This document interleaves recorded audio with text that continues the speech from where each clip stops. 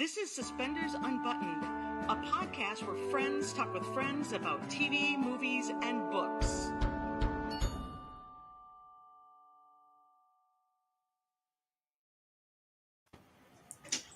Hi, welcome to Suspenders Unbuttoned podcast. I'm Julie. And I'm Sarah.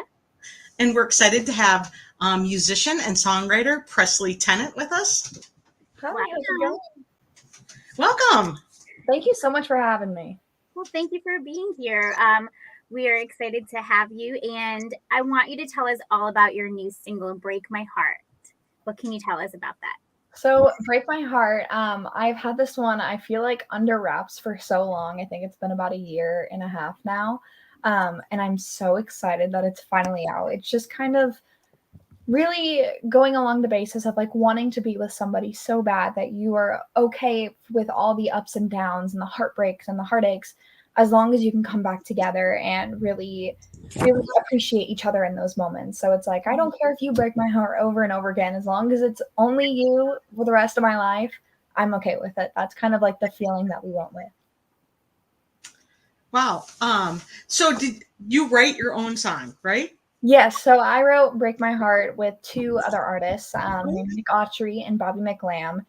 We've written a few songs together, but this one's definitely has to be one of my favorites. I just think it's so fun because when you think of the title, like Break My Heart, like you think somebody's like, oh, you're going to break my heart, that type of thing. But this one is saying like, no, if you're going to do it, like do it to me. Like don't do it to anybody else. It's kind of more of, it makes you think a little bit, which I really, really enjoy because it's one of those songs that kind of grabs you in and you're like, huh, that's not what I was expecting, but I like it a lot. So when you're writing with other writers, tell me a little bit about how that process works. So it kind of just depends and varies on each song. But for this song in particular, we all kind of just started brainstorming and we threw out this idea of like, I want you to break my heart, because it's just something that really grabbed us from the beginning. And we were like, okay, like this is really cool. Like, let's try to run with this. And then we started coming up with different ways to figure out how to explain the meaning of the song. And then we got to like the line of like, oh my gosh, I can't even think of it right now. It's in the chorus. I want you to break my heart. Or this part, the keep every piece when it falls apart. Keep every piece when it falls apart. As long as you put it back together, I'll go through this forever. As long as it's your name on these scars. That part of the song kind of like encapsulates like the whole idea of what the song's about. And so when we came up with that, we were like, we know exactly what we wanted. And so we started coming up with like the guitar riffs, and that's when like the like that little catchy part. And I was like, I love this. And so we laid it down on the track and then started writing lyrics to it. And we came out with the full thing a couple hours later. Wow, that's crazy. So hours it took. Yeah, it was a fast process, but also like a very long process. Cause like when you're sitting in the room, it feels like it's taking forever. But then when you like look at the clock and you're like, oh, only 2 hours have passed. This is really weird. Like, I feel like it's been 4 with how much like brain power everyone's using. Right. But it's all worth it. So you were all in the same room. Like, it's an interesting discussion. We went through a lot of years where we weren't all in the same room. So you were able to do this all together? Yes, we were. But in the previous writing sessions that we've had, it was all done like remotely through Zoom. I'd be in California where I'm at right now, and they'd be out in Nashville where they're at. Okay. So it was a little hard that way, kind of getting through like the little barrier of Zoom and things like that. But I don't know, it's just completely different like once you're in person with each other, because you're able to, in like real time, I don't know, like it's still real time on Zoom, but it's not the same thing. Right. And having like the same energy and like the same kind of feelings in those same moments. And so I was very, very grateful that we got to write this song in person. That's really cool. To be able to do that in person. So you wrote it all together. Did you record it then too? Yeah, I recorded the song, I think a couple days later. So it was like I went out there for a trip and we set up a few writing sessions, and I just loved how this one turned out. And I was like, I have to cut this one. This one is going to be the next song. It wasn't the next song, sadly, but we waited a little bit, and I was like, dang it. we waited a little bit, and I'm really glad I did because I felt like the timing of like the way I released the songs kind of like was like an introduction to who I am and what I love to sing, and then really what I want to do. So it kind of gave people a little sense of who I was in the little I don't even like the chronological order of the songs, I guess. Okay. Yeah. Yeah. So I kind of love like it, you start off thinking it's about a heartbreak song, and it's really about giving all the pieces of your heart to someone, right? Yeah. And so it's a fun twist on something that's been done over and over in music, certainly, right? Those relationship things are kind of fun. Yeah. Anytime you can kind of take something we all know so well and give us a different perspective about it, or just a little twist, it always makes it interesting and attention grabbing, right? Because you're not going to forget that. Well, it's like you listen to like every song that's on the radio, and there's a lot of songs that are just like oh, like it's the heartbreak songs. Like I'm going through something, and I gave you my all and shattered it on the floor, and I'm like, nope, I want you to shatter it on the floor. You can do whatever you want to it, Right. as long as it's you who's doing it. That's kind of like, and I don't know, it just was a cool kind of like little twist that I feel like we put on it. Yeah, no, I love that. Thank Did you have like a tune at all or lyrics at all ready when you went into the process, or did you just come in blank slate ready to go? So there was a few songs that I had an idea of what I wanted to do, and then we always kind of throw out like some song titles or like ideas that we want to write about that we've been thinking. And so I was going through my notes, and then I threw a couple things out there, but I wasn't super in love with, trying to see if they could maybe like piggyback off of it. And then I forget who brought up "Break My Heart." I want you to break my heart. But I just remember when I heard it, and I was like, yeah, we're doing that one. I already love where it's going, and I feel like this could be really fun where it can go in so many different possible directions. Right. No, I kind of love that. So I love that you like write kind of as a team, and just throw things out like that. Do you ever have you ever brought in something where you just have like super strong feelings about it before you get there? Yeah, so there is a song that I released called "Half That Strong." And I went into that writing session, and I knew exactly what I wanted to write about. And I wanted to write a song for my dad for his birthday. It was just going to be as a birthday present, because I feel like I just don't say it enough with how much I love and appreciate everything that he does for me and my family. And he sacrificed so much for my family to live the life that we have. And I'm not very good with speaking my words out, like my feelings. I'm like, oh, gross. I can't do that like face to face. No, I'm a singer, I'm a songwriter, but I'm not a speaker. That is one thing for sure. And so I wrote the song with two ladies, and that was Victoria Banks and Mary Sue England. And I kind of like gave them my dad's like whole life story, and I was like, this is like what I want in it, and I just don't know how I can do it because I want it to be so perfect, yet so raw at the same time. And we came up with "Half That Strong," and just saying like how I wish I could be half of who he was, because then I'd be on top of the world.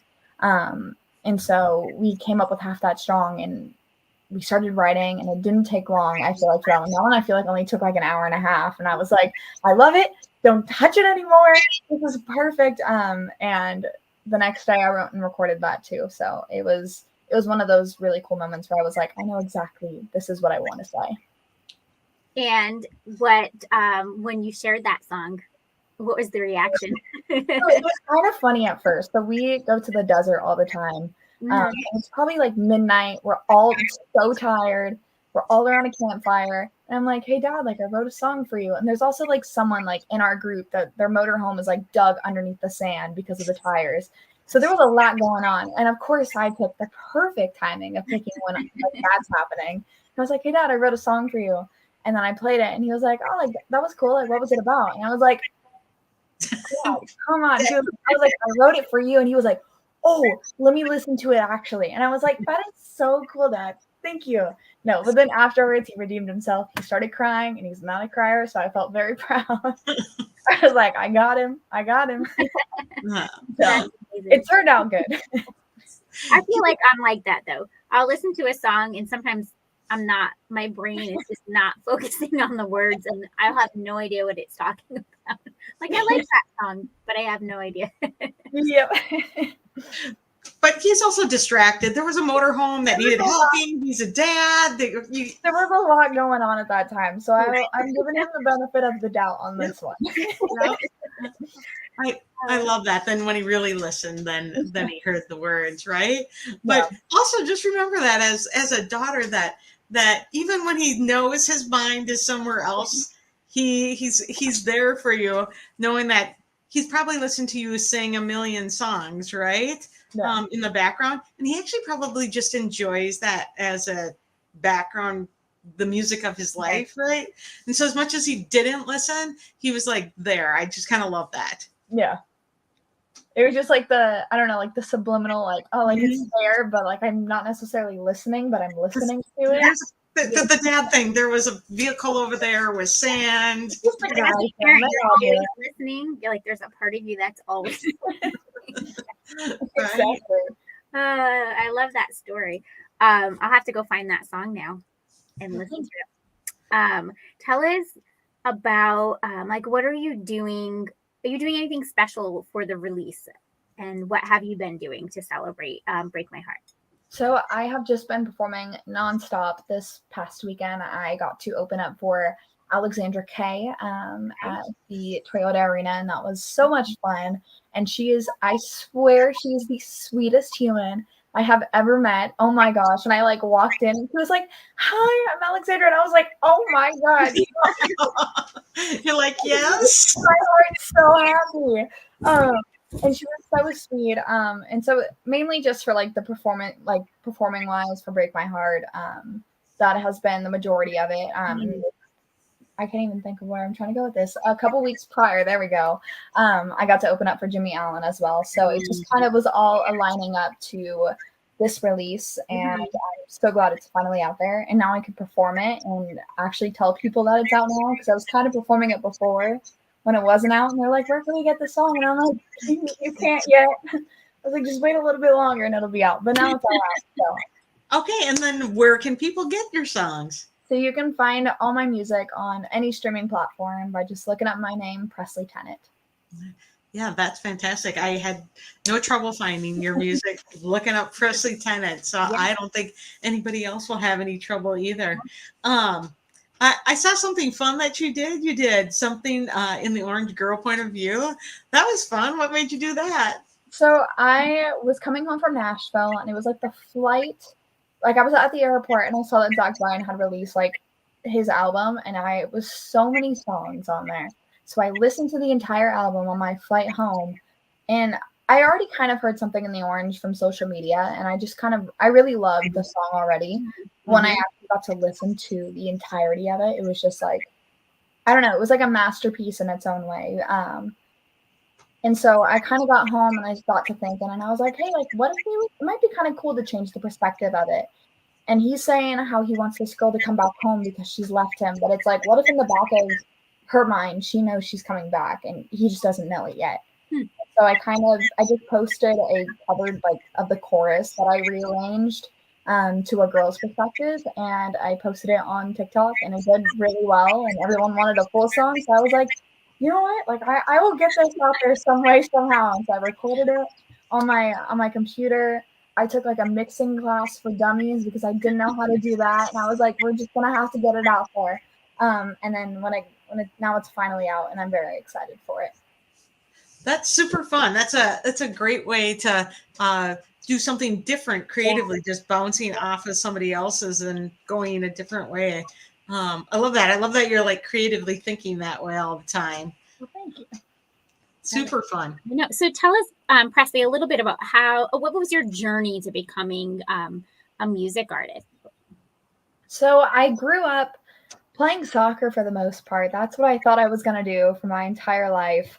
I mean, my dad played, my brothers played, and so that was kind of like the career path that I thought I was going to do. But I also loved, like, I had a passion for singing, like, just around the house, and, like, little karaoke nights. Like, it was, like, Taco Tuesday at, like, the local Mexican restaurant, and I was like, I'm gonna go sing Heartbreaker by Pat Benatar. My mom's like, Yes, you go do that. And I was like, I will. And so I started doing that, and then I started to take vocal lessons just to, keep the karaoke voice healthy. Didn't want to Pat Benatar can be straining. Just a little. And so I started taking vocal lessons, and I was introduced to, or I did a singing competition near me, and I was introduced to a girl group, and they were incredible. They were all ages from 10 to 13 years old, professional dancers. And I mean, like, could dance their booties off. And I had no idea how to dance Okay. whatsoever. I could do like a somersault and be like a little snap, and I'd be like, that's it. I taught myself how to dance. I took classes. I auditioned for the group again, got cut, auditioned for it again, got cut. And I was like, come on, like, I am working my butt off. Like, why am I not getting this? But I still continued to work. And then I finally ended up in the group. And they just introduced me into the whole music industry. And I fell in love with performing and rehearsing and writing and recording and just being around professional, like just the professionals that I've always looked up to. Growing up, I was very mature, and I didn't necessarily like want to play with my cards and things like that. I was like, I'd rather be working right now, enjoying my time while I do it. And so I just went full force with it, and I loved every bit of it. And then the group went solo, and then the group fizzled out, and I went solo, and now I'm here. Well, that's a big story. Yeah, it's a great story. How old were you when you joined the group? I think it was from 10 to 11 is when I started to audition. And then I think 11 is when I finally made the group. Okay. Yeah, you were young. Yeah. And then you dropped soccer at that point? Yeah, it got to the point where I was homeschooled. So I was going to LA in the mornings for rehearsal from like 9 to 4. And then I'd drive back down, and then I'd have practice for like 2-3 hours because I'd play on 2 teams. And I was like, my dad told me, and he was like, you got to make a decision at one point. Like, you can't keep doing both forever. And I was like, okay. And my dad was my soccer coach at the time. And he's thinking I'm going to do soccer. And I'm like, nope, sorry. And he's like, what? Come on. Like, this is our daddy-daughter time. Right. Like, sorry, dude. Got to follow my dreams. So, no, and I'm really glad I made that decision. I think that this has worked out better than soccer or whatever. But you were totally doing that elite soccer thing, right? Yeah. Doing the travel, all over, right? Yeah. No, well, but you got to follow your heart, and clearly you're talented and all those things.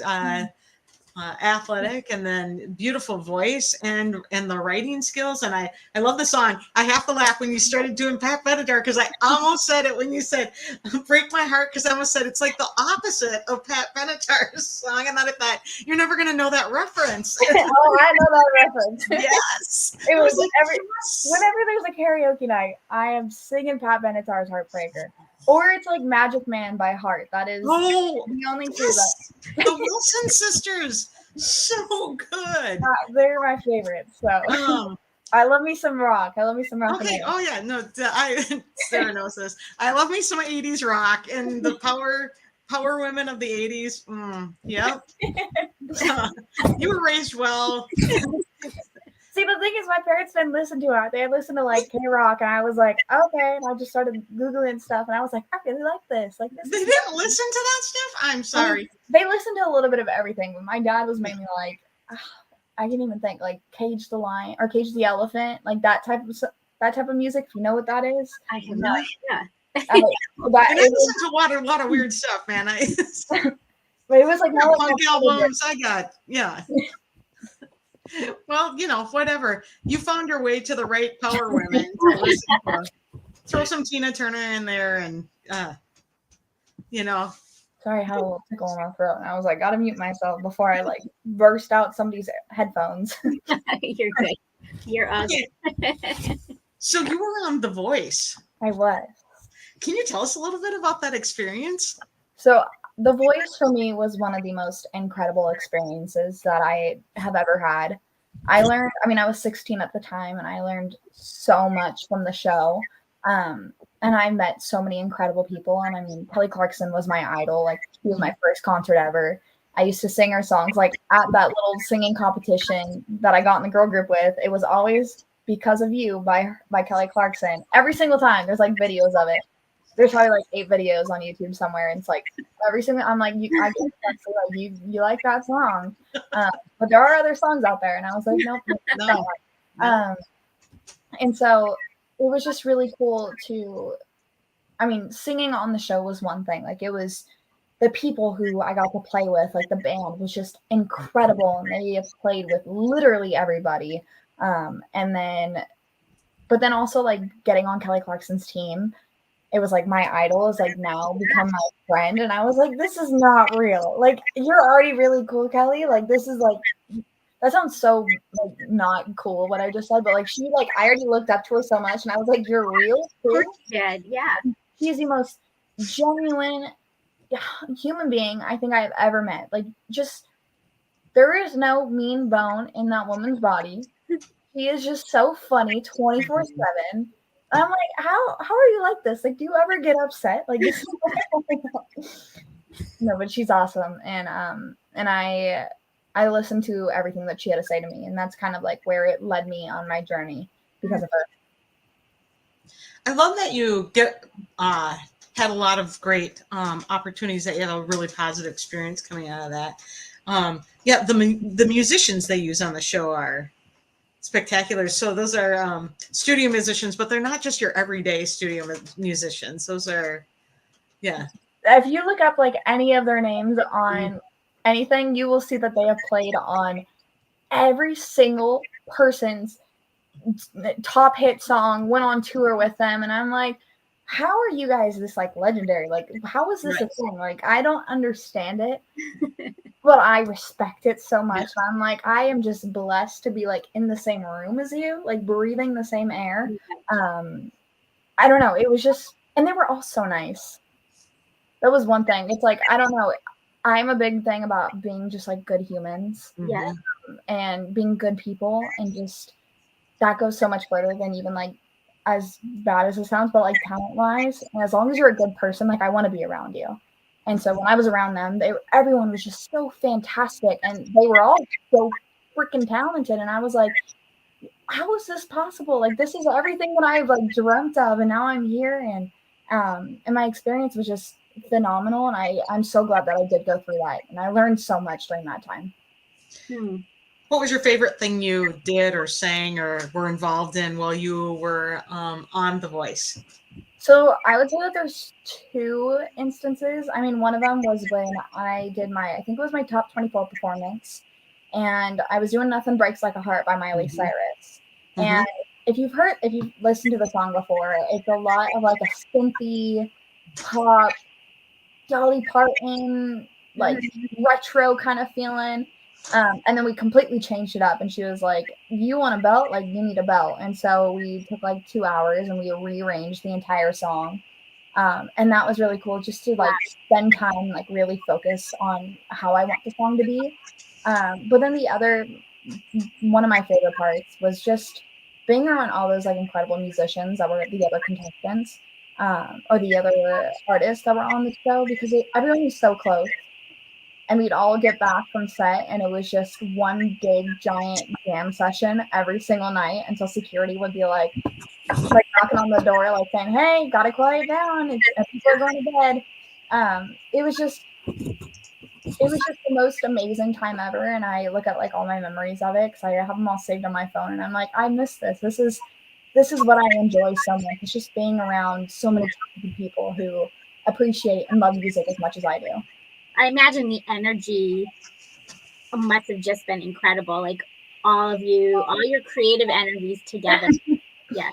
It was so like there was like everyone would play that had a guitar would play the same 4 chords, and then we'd all jump in with different songs over and over and over. We do this for hours on end every single night in like 12-part harmonies, and I'm like, this is the coolest. I feel like I don't know how to describe it. It was just the most magical feeling I have ever felt. The 4-chord game is so much fun. Just, oh my gosh, you can just go on and on forever and ever and ever. It's amazing. Like I felt like I was in Pitch Perfect, like in the pool scene, like when they're like doing the riff off or whatever it's called, like just singing away. Yep. Oh my God, it was so cool. And you just keep the 4-chord progression going, and you can switch it to the next song. Most Yep. songs are, so anybody who's not involved in music, a lot of pop songs or country songs or a lot of things are this same 4 chords, and you can just put the most crazy things together. And if you have talented people all in the room together, then you get 12-part harmonies and crazy riffs, and it's just a lot of fun. I would have loved to watch that. That would have been. I feel like I need the behind the scenes videos. I'll go through my phone tonight. I'll send them to you guys. Oh my gosh, it should be amazing. Those are so fun. Talented musical people who are bored is like one of my favorite things. These are a few of my favorite. Something out of everything. That is what, or something out of nothing. Yeah. Right? Yeah. If there's a keyboard or a guitar around, then you're just like done for the night. You're right. It's Maybe even be like a box of bobby pins, and they're like shaking it, and it's like a no. There's a shaker. Somebody's sitting on the furniture playing it like a cajon. Yes. I have a son who is a vocalist. He's a choir teacher, and his friends, they're all in theater. It's the 4-chord progression game makes the house sound amazing, right? Yeah, exactly. Right. Somebody's like literally playing on the side of the countertop as your percussion, and away you go, right? Yeah. Gosh, I can't imagine with everybody there at the Voice. That would have been spectacular. There was one night though, and it was really funny because there was maybe like 25 of us in a room, and all of a sudden you hear like the knocking on the door, and everyone's like, "Quiet, hide!" And so like all 25 of us are in this hotel room, and we all decide to hide. And I'm like thinking about this, and I'm like, there was no windows that open, like there's no other doors, like they're gonna open the door and be like, "Are you guys dumb? Like we know you're in there." Like we're all just like piled up like on like the side of the room, and I'm like, I walked out and I was like, we're not thinking straight right now. It was really funny though. What a great memory, and what a fun way to make some music and just get the creative juices and the confidence moving right along. Yeah. That just sounds like an amazing experience. How did that impact you though going forward as an artist? So when I first auditioned for the show, I went on the show as a pop artist. And then when I left the show, I went more into country music. And I felt like during that time, I did a lot of soul searching. I felt like, as cheesy as that sounds, and then during my top 24 rehearsal with Kelly, and she was like, you need to be singing songs that you love, because at the end of the day, you have to look at yourself in the mirror and be like, I am proud of who this person is, and I'm okay with whatever she's doing. Because you can only believe in yourself so much, and other people can only believe in you so much if you don't believe in yourself. And so I really took that to heart, and I was like, I just need to do what my heart is telling me to do. And so I kind of took a little step back, and I was like, what am I doing right now? Where do I want to go with this? And I made like the decision. It was like, I looked over into country music. I mean, from my hometown is called Norco. Everyone here has horses. Like everyone listens to country music no matter what. So I've always been kind of surrounded by it. And it just like it felt like a little light bulb like went off on like the top of my head. It's like that movie moment. And they're like, this is the moment. And it just felt so right. And so I started writing, and I was like, this is exactly where I'm supposed to be. I'm able to live my life at like the pace that I want to live at. Like I wasn't one to try to grow up faster than what I am. I was just kind of like, I was always to myself. I was like the nerdy kid in school. I would I'd skip going to like lunch, and I'd just go finish my homework so I can go do my stuff afterwards. I was very into like my schooling, and I didn't necessarily care to have large groups of friends. I was cool with just like my 1 or 2 friends, as long as like they were true. And so that was one thing. And I felt like with my pop music, I was just kind of pretending to be something that I'm not. And it was really hard for me to relate to it. And I kept singing songs about like being like this like super cool girl, and I'm like, that's not me though. I don't know how to do that. And I found my way back into country music, and it just like all the stars like aligned for it. And I still wouldn't trade anything that has happened in the past, because it all brought me to where I am now. It just is a beautiful story of you growing up. Like, really, I think lots of kids go through that where they just are like trying to be like everybody else. And pop music is really the thread that runs through most kids in middle school and high school. And it's just part of the journey. It's like when you stop wearing your favorite color because it's not the cool color, or you dress a certain way. And then at some point you just are like, I don't care anymore. Right. I'm gonna do something different. I'm gonna be me and true to yourself. And it's just, I think, a pretty beautiful story of how you grow up and find your own voice. I love that. And then it's got to make writing songs clearer when you know your point of view. Right. Yeah. And I feel like nowadays I have learned to, especially with writing music, like in the past, I mean, I was very young at the time, so it was me still learning like how to write when I'm writing with other people, because it's like I want to hear their ideas out, and I also don't want to be like no, I don't like it. But there's also comes to a point where I'm like, hey, like this isn't like, I love the lyrics, but I don't know if I can relate to it. And there's nothing wrong with saying no, and that's like what I've learned. And so when I went into country music, and then it's like I'd write with all these incredible people, and they are so understanding. They're like, hey, it's a lyric. It doesn't bother us. It's not going to hurt our feelings. Like, it's literally just a group of words. We can come up with a new group of words. It's not going to hurt our feelings. And I was like, okay, cool. And so, like, I really started to find my sound and figure out who I am through it and how I wanted myself to be portrayed through my music. And it all, now it's out there. I feel like musicians are always changing their point of view as they grow too and are exposed to more things and life. And so I love that you kind of are moving along and learning how to say yes and no. But one, I think the hardest things, whether you're a musician or anyone, is like, just because I don't care for something just means I don't care for that, not that I don't care for you. Right? Right. Yeah. And I think it's travel to me now. We have we're all like, we have a weird little sound coming. I think it's coming from me. I don't know what it was. I saw something at the bottom of my screen and it said rain, and I was like, and then all of a sudden I'm like, wait a minute, that's what that noise is. It's rain. I have no idea, and I don't even know how I shut it off. Presley's gonna put it in her next song. It's gonna be in the background. There's just gonna be rain going in the background. It'll be just like that noise. It'll be like Phil Collins with like that in the back. Prince, Little Purple Rain in the back. I was like, what is that? Oh gosh. Okay. Way to go, Sarah. Way to go. Okay. What is your favorite part about performing live? You've just recently had a chance to do your new song at a couple of big concerts. So what's your favorite part of that?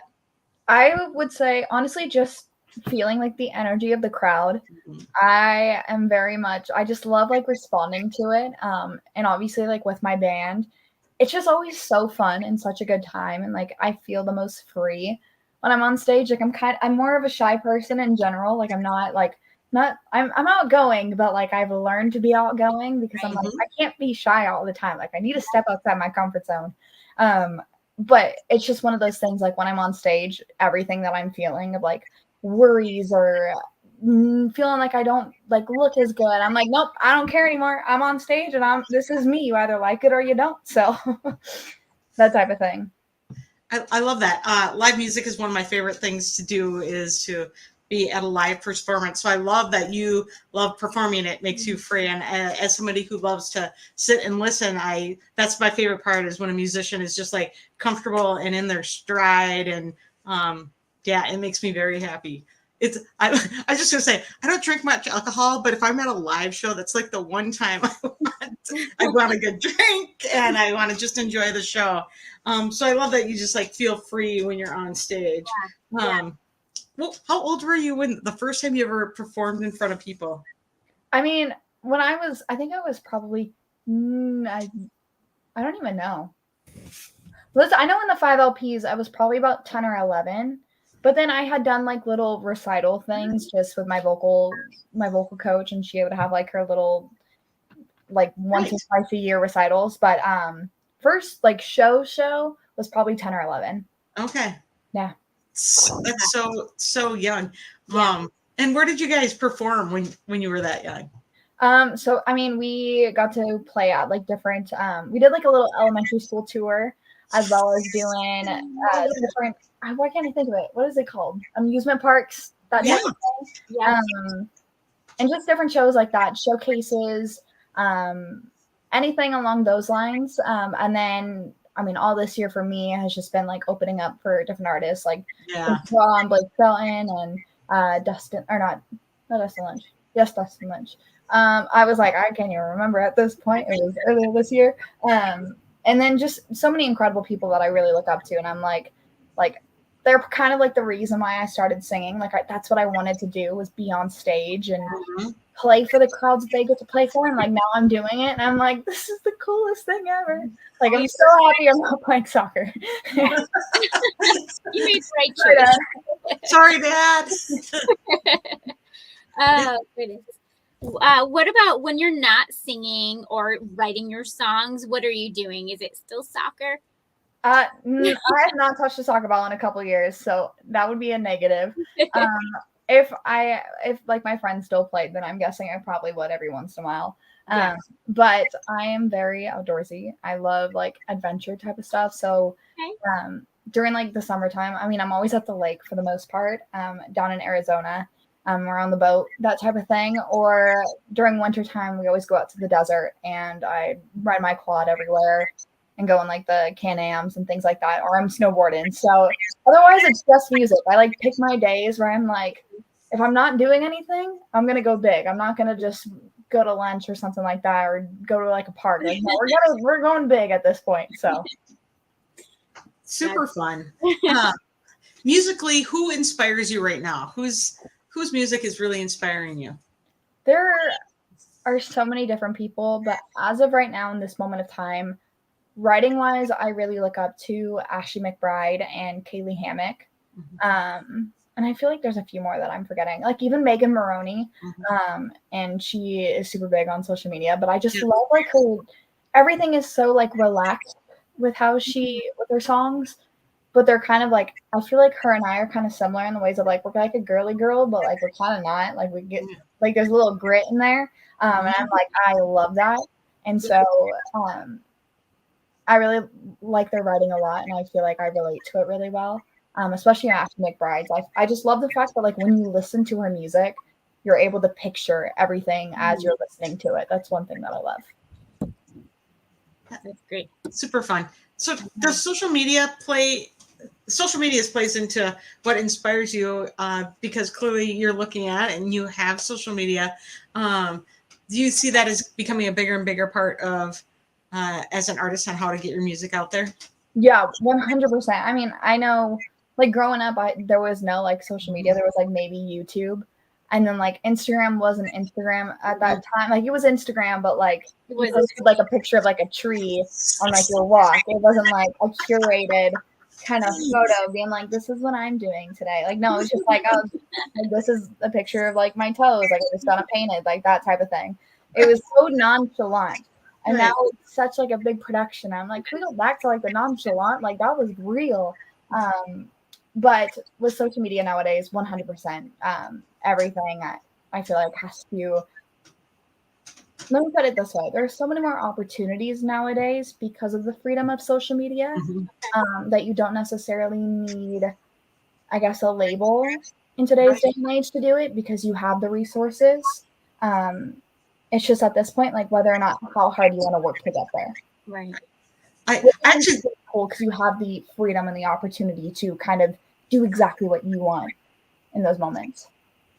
I love the control that it gives young artists to just put their stuff out there and not anybody tell them, no, you can't put it out, because you can put it on any of your social media and nobody can say, no, you can't do that. Right. I think it's been incredibly freeing. Yeah. No. Sorry, Julie. Sorry. I totally cut you off. We're on a roll today. Let's do a few favorite things. What do you think? Yeah, we'd just like to get to know our guests and just have them list off what their favorite things are. Why don't you start, Sarah? Sure. Let's start. What is your favorite movie? Oh, Or one of your favorites. I'm not gonna lie, I don't really watch movies. Mhm. Dare I say it? But what did I just watch? Oh my god, I just watched the Elvis movie. That was really good. Oh, That right now is my favorite one so far. Okay. Yeah. Love that. love it. Favorite comfort TV show? Just what do you turn on when you just want TV to play? NCIS. Oh, love I that. love crime shows, but like the fiction crime shows, because like then it's not real at that point, and I'm like I just watched the new Dahmer documentary, Oh, yeah, that's or not documentary, but like that was like the show, the Netflix real, show. on a real event or Right. a real situation that happened. I was a little, I don't know if No. I could watch this type of thing. Like this is sick at this point. But like the more like fiction ones where I'm like it could happen, but it hasn't technically, at least that I know of. I am okay with that. So yeah. Did a different spin. What about your favorite food? You can pick a healthy and a guilty pleasure. Okay. For I don't even know. I eat everything. I love sushi. Sushi. Oh, I do love sushi. I think it qualifies as healthy, right? I think so. So, It can be Yeah, but- both. Do you have a guilty pleasure? Like something that's just, I mean, it's mainly just like chips. Like if there's a bag of chips, I'm Yeah. gonna eat them. It doesn't matter what kind they are. They're not coming back. Like they're gone in like 2 seconds. So I love that. I'll probably stash them in my purse for later because I'm like, oh, little snack for later. So So do you have a favorite restaurant that you like to go to, or a food truck or something? oh my goodness. Okay, there is this meat market that's by my house. It's called Los Montes, but they have the best, like on Taco Tuesday, it's like $1.50 for like 3 like crunchy potato tacos. I love potatoes, like of any sort. Like potatoes are probably one of my favorite like items of food. Yeah. And they are the best things ever. That is my favorite place to go to. And it's just so cheap, and I'm like, this is great. Yeah. Also, potato tacos. Yes. I need to look that up. I don't know if that's like a normal thing. I think it is. No, I've never I heard mean, of I've it. never heard of it. You guys Now are- I'm like gonna Google. Yeah, but they're really good. But you're in California, so On there, some onion and cilantro and like some verde. it sounds delicious. It's It sounds. Delicious. Maybe I'll make that tomorrow. I'm just like, plus you're in California, so the taco game is just way better there, Way better. Yeah. right? It is pretty good. What about your favorite vacation location? So there's 3, but one that's like further away would be Hawaii. Mm. I like every couple of years, like we'd always go to like Maui growing up, and so that was my favorite. I just love how like I don't know, it's just so beautiful, and the people there are so nice, and so it's just I don't know, that's one of my favorite places. And then I went to Scotland one time. That was really fun. I went in high school with a bunch of like my high school classmates because we were performing out there for school, and it was the coolest thing ever. And everything like historically was just so incredible to see, like the buildings and like the architecture. Yeah. Oh my gosh. And then it's either, I guess this is 2 in 1, but close wise, it's like the Lake Havasu or Glamis. That's about it. Yeah. Well, those are really good options, I think. Yeah, those are amazing choices. Yes, let's go. What the vibe I want to go for though. I want to go for more of like the cold and rainy and like more city town ish. I don't even know how to describe it, but or if I want to be like tropical kind of vibes. Yeah. Two That's very just different. kind of Yeah. Different, but all amazing, right? Yeah. Exactly. Yes. I love that. Well, I think we should finish this up and wait. Oh, we were spinning there for a minute. So Presley, you have your new song out. Why don't you tell us one more time what your new single is? My new single is called Break My Heart, and you can find it everywhere on all streaming platforms. Awesome. And tell everybody where they can follow you on social media. You can find me on any social media, which is at Presley Tennant, except for Facebook. That one is Presley Tennant Official. Okay. Yes, Love it. fantastic. Well, thank you for joining us, and hang out here while Catherine goes to bring us out, and we'll say goodbye to everyone. Sounds good.